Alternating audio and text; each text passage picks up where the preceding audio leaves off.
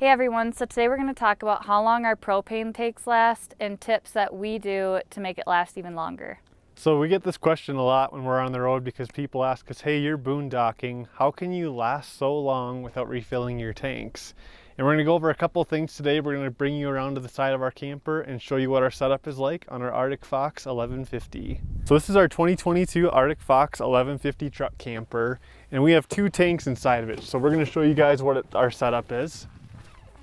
So these are two 30-pound propane tanks. And so in the winter time, we can last usually 18 to 21 days on one tank.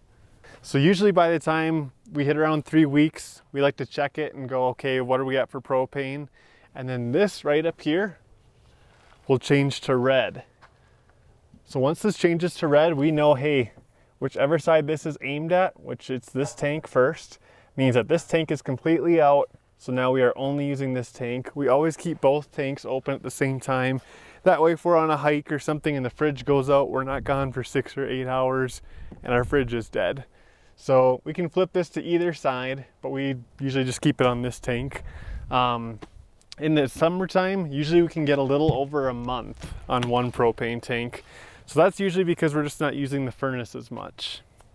About how much we use the oven, the stove, and how long we cook things. We try to cook meals that don't take very long to make, and that way we don't have to burn through a bunch of propane when you let something cook for an hour.